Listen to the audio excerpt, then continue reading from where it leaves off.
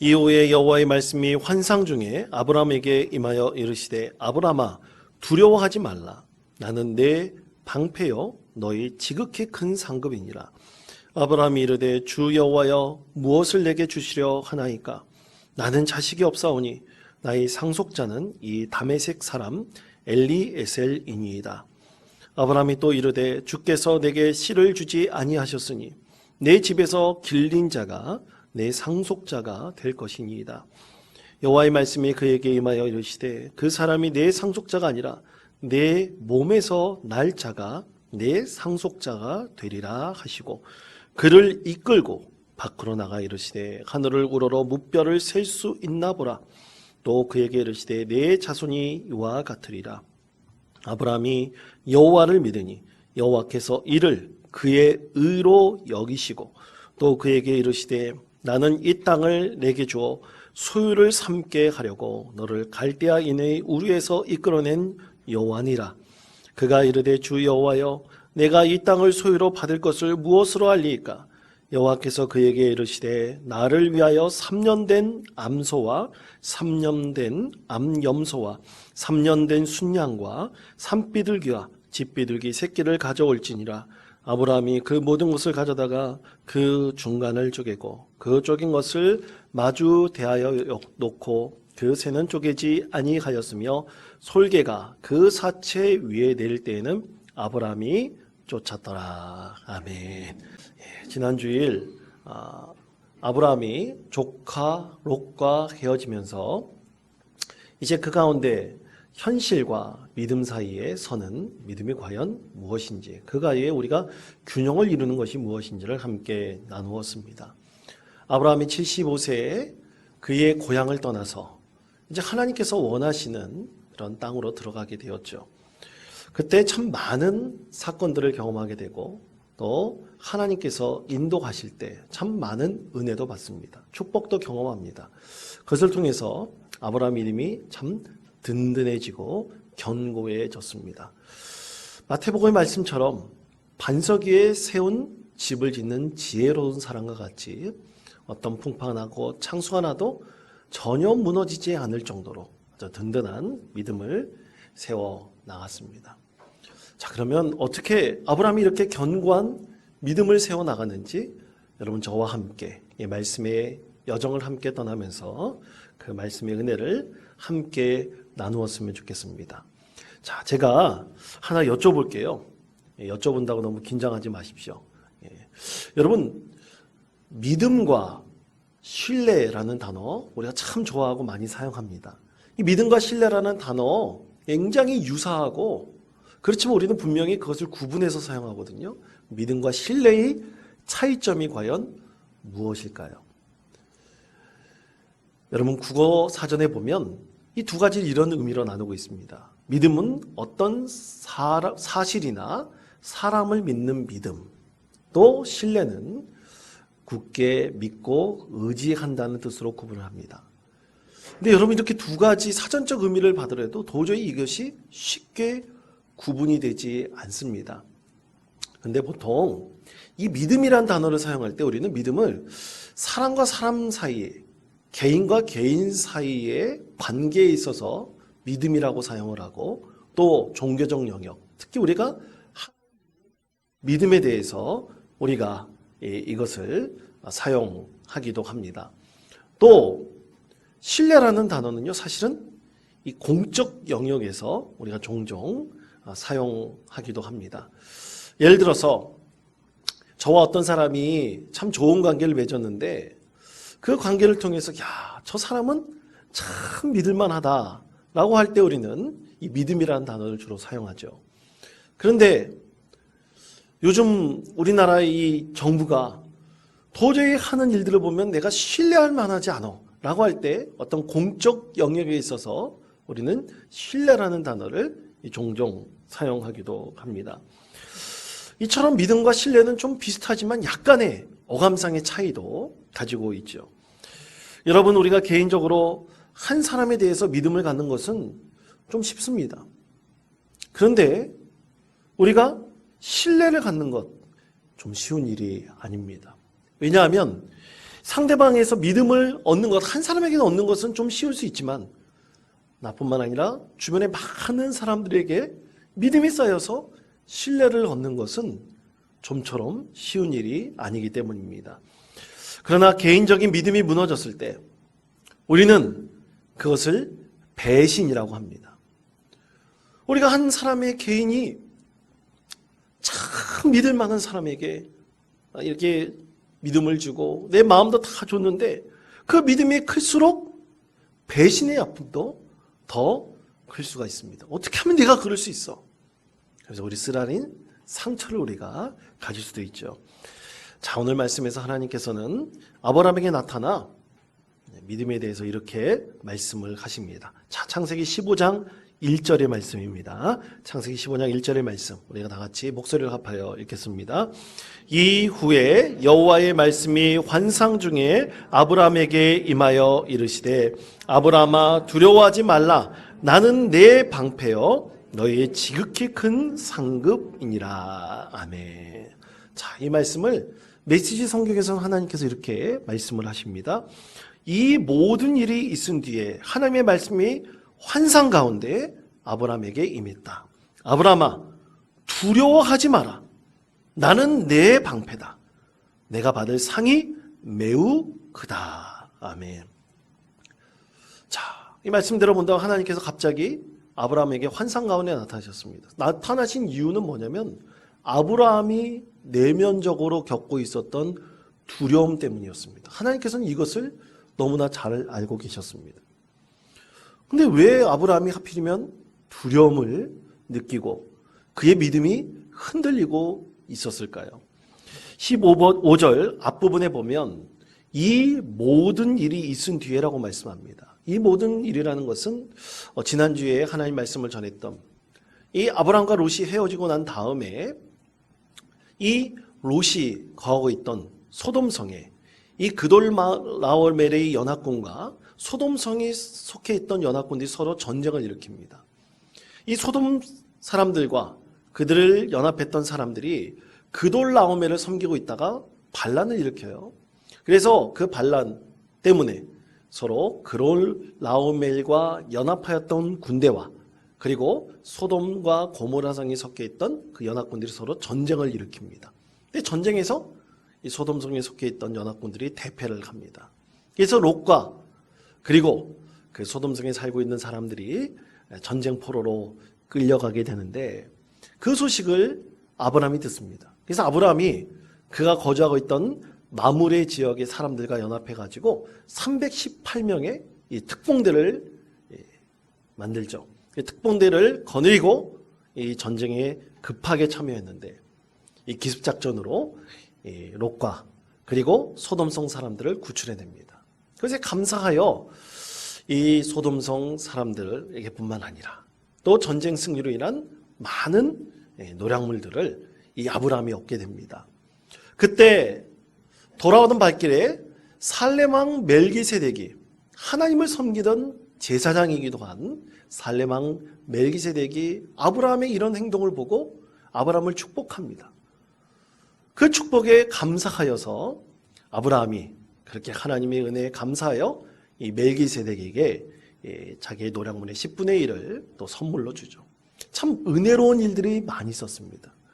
여러분 세상 살다가 우리가 축복받은 일, 은혜로운 일이 이렇게 아브라함처럼 많으면 얼마나 기쁘고 감사합니까? 얼마나 믿음이 충만하겠습니까? 그런데 문제는 아브라함의 내면에 이렇게 기쁘고 좋은 일들이 많았음에도 불구하고 마음속 깊은 곳에는 두려움이 싹트고 너무나 크게 자라나고 있었던 것입니다. 그럼 이 두려움의 근원은 무엇이었을까?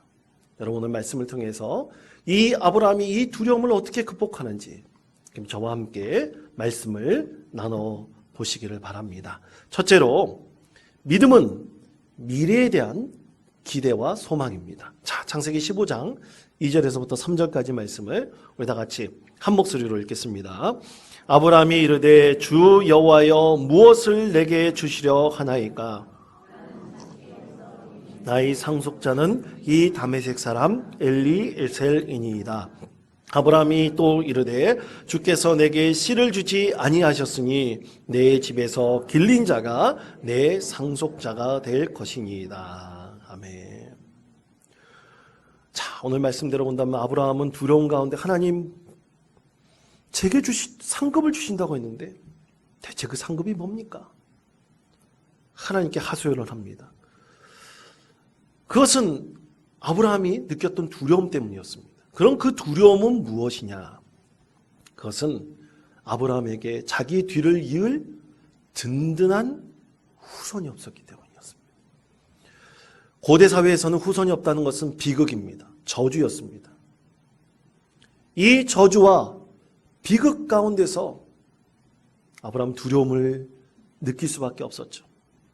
앞으로 자기를 보호해주고 뒤를 이을 후손이 없다는 사실, 이것은 참으로 말할 수 없는 큰 두려움이 아브라함 속에 계속해서 잠재되어 있었던 것입니다. 이것이 계속해서 자라났던 것이죠. 그런데 여러분, 자손이 펑 하고 갑자기 나타날 수 있습니까? 뭐 도깨비 방망이로 딱 치면 나타날 수 있는 것은 후손은 아니지 않습니까? 뭔가 있어야지, 자녀가 있어야지 되지 않겠습니까? 그런데 아브라함이 고향 땅을 떠나 하란을 떠나서 이제 가나안 땅으로 들어온 지도 너무나 많은 시간이 지났어요. 많은 일들을 겪었습니다. 하나님의 축복을 얻고 하나님께서 보여주시는 모든 땅을 다 주시겠다고 약속을 하셨지만 그 자손들이 참으로 티끌같이 많게 해주시겠다고 약속하셨지만 보이지 않는 겁니다. 자손이 없어서 그 보이지 않는 망망한 대에 있는 것처럼 느꼈습니다. 그때 참 놀라운 은혜가 있습니다. 하나님께서 그의 두려움을 아시고 나타나셨습니다. 그러면서 창세기 15장 5절에서 이렇게 말씀하십니다. 자, 목소리를 합하여 5절의 말씀 우리 함께 읽겠습니다. 그가 이끌고 밖으로 나가 이르시되 하늘을 우러러 무뼈를 셀 수 있나 보라. 또 그에게 이르시되 내 자손이 이와 같으니라. 아멘. 자, 하나님께서 아브라함을 직접 어떻게 하셨습니까? 장막 밖으로 이끌어내셨어요.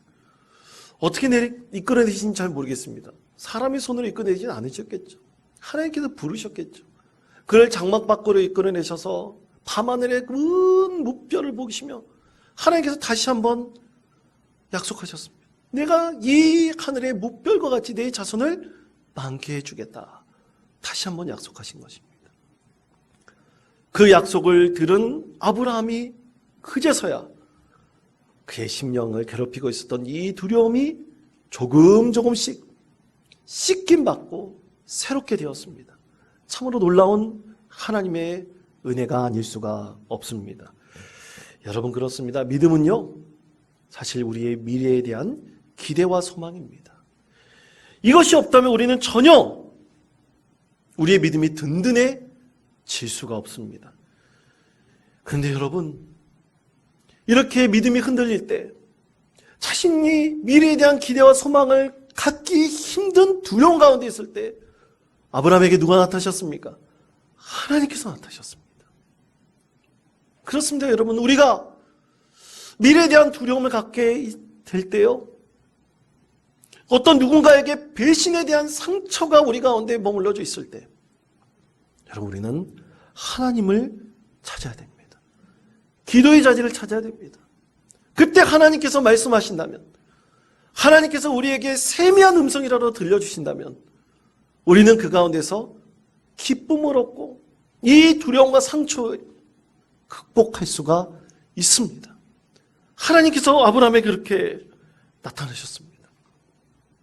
여러분, 우리가 미래에 무엇을 할까? 또 우리가 무엇을 해야 되나? 막막하고 두려움 가운데 있습니까? 반드시 찾아야 될 것은 여러분, 기도의 자리입니다. 그때 하나님께서 아브라함에게 들려주셨던 것은 나는 너의 방패이다. 내가 너에게 예비한 큰 상급이 있다고 하나님께서 말씀을 하셨습니다. 사랑하는 성도 여러분, 이런 하나님께서 방패 되시고 하나님께서 우리에게 큰 상급을 예비하셨다는 사실을 여러분께 함께 믿음으로 고백하십시다. 그리고 하나님이 주신 은혜를 충만히 누리는 믿음의 성도 되시기를 바랍니다. 여러분, 저는 한동안 한 달이 넘게 저도 불면증에 시달린 적이 있었습니다.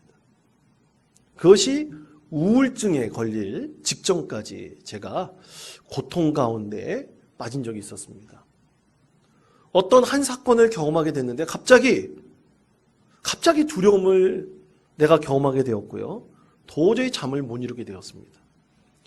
이 부교역자 시절 큰 교회에서 사역했기 때문에 새벽 기도가 1부 예배 5시, 2부 예배 6시 반이 있었는데 저는 항상 1부 예배를 드렸습니다.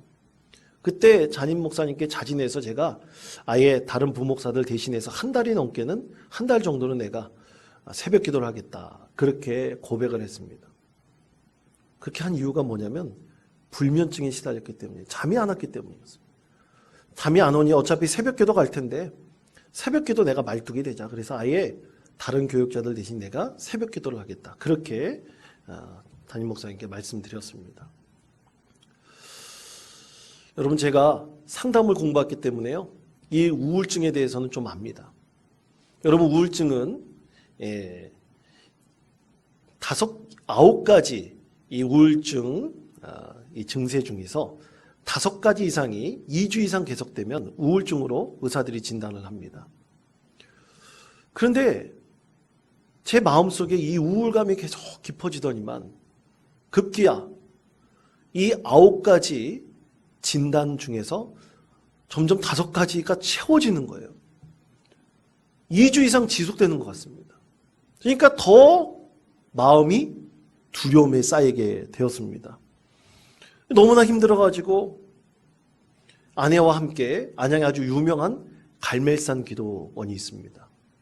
그래서 갈멜산 기도원에 올라갔어요. 금요 기도회를 마치고 아내와 함께 기도원에 올라갔습니다. 저 사실 그런 기도원 스타일 별로 안 좋아하거든요. 조그마하고 조용하게 기도하는 걸 좋아하는데 너무나 힘들어가지고 올라갔습니다. 올라가서 하나님께 기도했습니다. 밤새 철야 기도했습니다. 제발 이 마음속에 있는 우울함과 그리고 이 불면증을 좀 이기게 해달라고 하나님께 간절히 기도하고 간절히 기도했습니다. 결국 근원이 두려움 때문이었죠.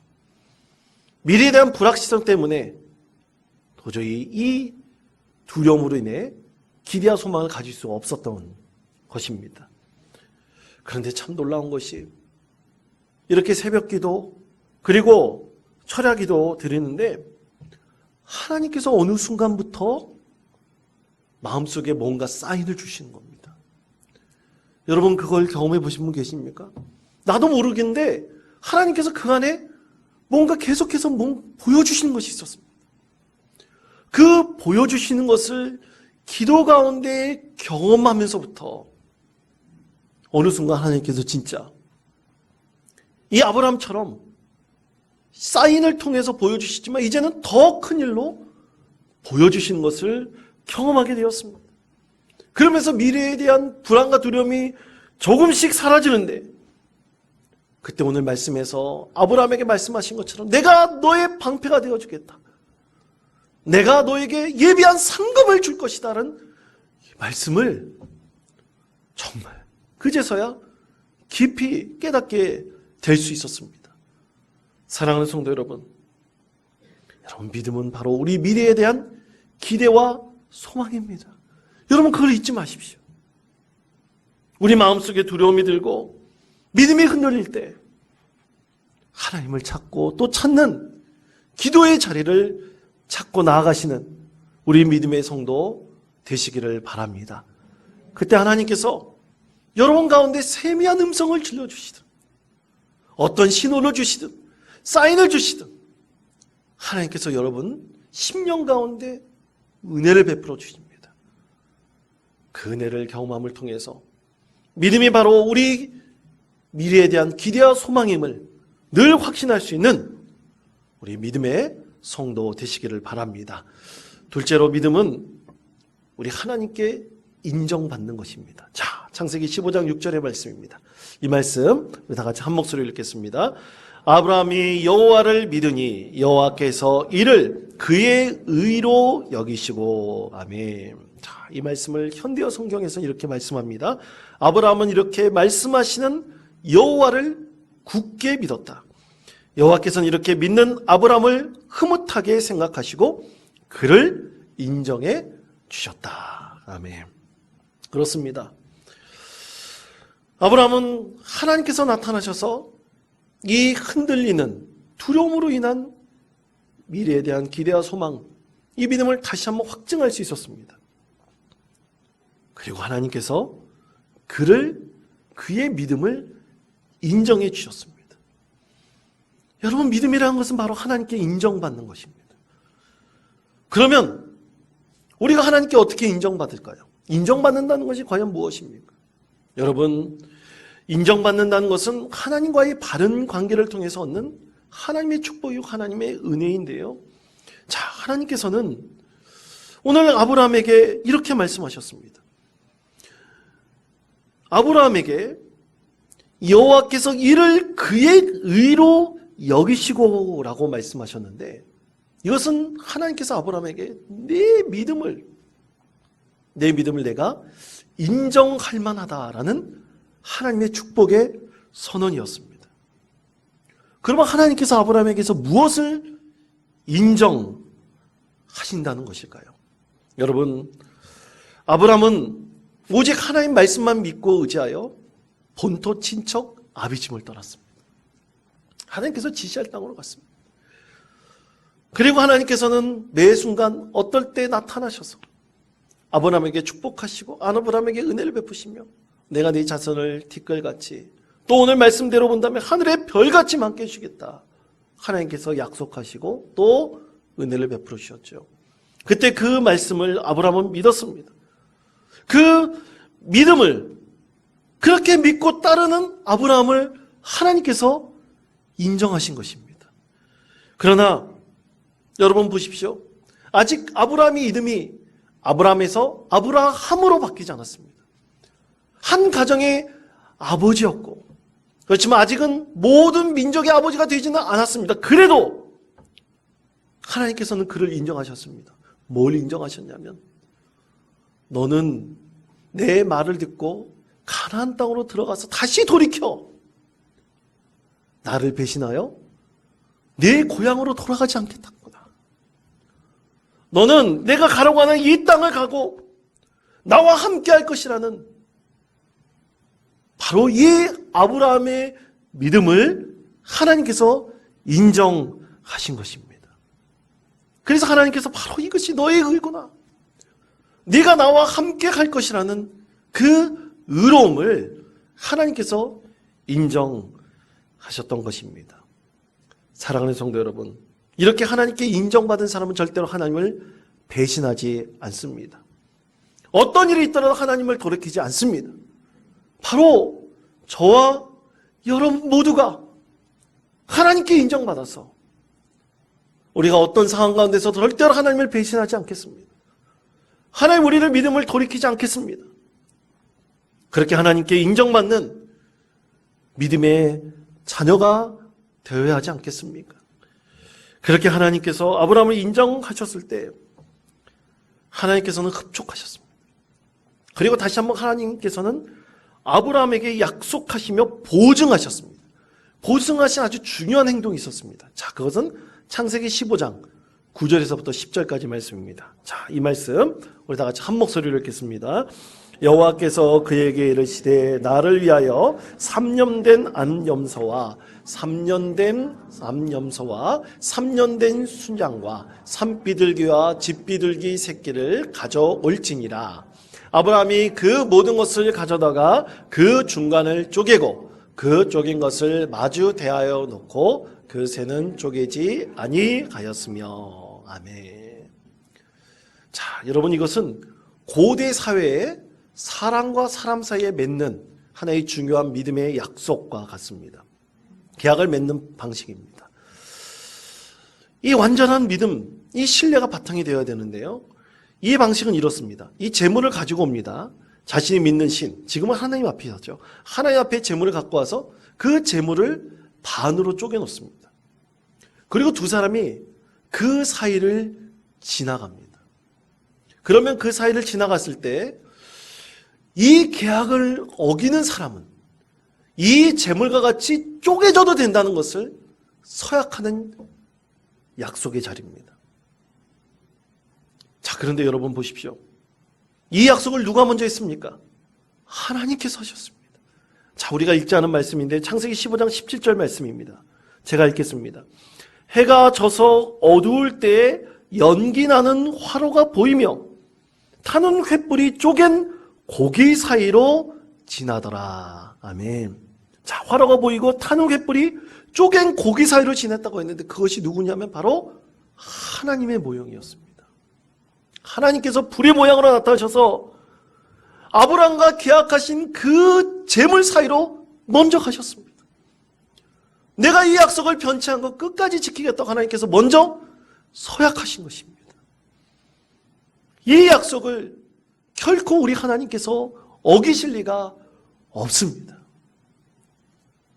여러분, 예전에 이 광수생각이라는 만화가 있었습니다. 여러분 아십니까? 예, 젊으신 분들은 모를 거예요. 이 광수생각이라는 예전에 그 신문에 나왔던 연재됐던 만화가 있었습니다. 참 인기가 많이 있었는데요. 이 박광수 씨라는 분이 이 작가인데 이분이 책을 썼습니다. 살면서 쉬었던 날은 단 하루도 없었다라는 책을 썼는데 이 책에 나오는 한 가지 자신의 일화가 있어요. 이 네 형제 중 막내였던 이 박광수 씨는 저하고도 똑같네요. 그러고 보니까 네 형제 중 막내였던 이 박광수 씨는 초등학교 때부터 고등학교 1학년 때까지 버리지 못했던 버릇이 있었어요. 그것은 뭐냐면 가족들의 물건을 훔쳐다가 파는 것이었습니다. 그래도 가족들 물건을 팔았으니 다행이지 딴 사람 물건을 팔았으면 어떻게 됐겠습니까? 가족들 물건을 훔쳐다가 파는 도벽이 있었어요. 그런데 어느 날 고등학교 1학년 여름 어느 날에 있었던 한 사건을 통해서 그가 이 버릇을 완전히 고치게 되었습니다. 어느 여름날 이 박광수 씨가 살던 집은 2층 집이었었나 봐요. 그래서 2층 방에서 잠을 자다가 1층 계단으로 내려오는데 잠에서 깨서 내려오는데 엄마하고 큰형하고 막 좀 이제 옥신각신하는 그런 소리가 들렸습니다. 잘 보니까 이 형이 아끼던 카메라가 하나 있었어요. 근데 카메라가 없어진 거예요. 그래서 어머니는 그건 분명히 광수가 그랬을 거다. 여러분 저를 상상하지 마시기 바랍니다. 광수가 그랬을 거다. 뻔하다. 100% 맞다. 그렇게 어머니는 주장을 했어요. 근데 자기 큰형이 어머니를 나무랐습니다. 엄마는 물건만 없어지면 왜 꼭 막내가 가져갔다고 생각하세요? 제가 더 찾아볼 테니 아직 확인되기 전까지는 일단 믿어주자고요. 계단을 내려올 때 이 말을 들은 막내 이 박광수 씨는 1층을 내려오지 못하고 다락방에 숨어서 하루를 보냈습니다. 그리고 말없이 펑펑 울었습니다. 다락방에서 우는 소리 들릴까봐 말없이 펑펑 입을 막고 울었습니다. 자신을 믿어주고 인정해준 그 형에 대한 미안함과 감사함이 너무나 그 가슴을 애리게 만들었기 때문이죠. 그리고 참 놀라운 은혜가 있었습니다. 그 이후로 그렇게 가족들 물건 훔쳐서 팔던 그 도벽이 완전히 사라졌습니다. 여러분 그렇습니다. 믿음은 이렇게 인정받는 것입니다. 우리가 사람에게 인정받아 이렇게 기쁨과 감사의 눈물을 흘리는데 여러분 아브라함처럼 하나님께 인정받는 것이라면 그 은혜가 얼마나 크고 놀랍겠습니까? 얼마나 감사한 일이겠습니까? 사랑하는 성도 여러분, 나도 모르게 두려움이 우리를 엄습해오고 있습니까? 여러분 믿음은 미래에 대한 기대와 소망입니다. 그리고 우리가 하나님께 인정받는 믿음을 통해서 이 모든 것을 극복해 나갈 수가 있습니다. 여러분 사랑하는 성도 여러분, 아브라함과 같은 믿음을 우리가 묵상하시면 오늘 말씀을 묵상하시며 오늘도 내일도 그리고 그 다음 날도 믿음으로 이 세상 모든 죄악을 승리하시는 우리 믿음의 성도 되시기를 바랍니다. 그래서 우리 하나님께 인정받으며 늘 믿음은 하나님께서 함께 하시는 기대와 소망이라는 사실을 믿고 우리 믿음으로 승리하는 복된 성도 되시기를 간절히 축원드립니다.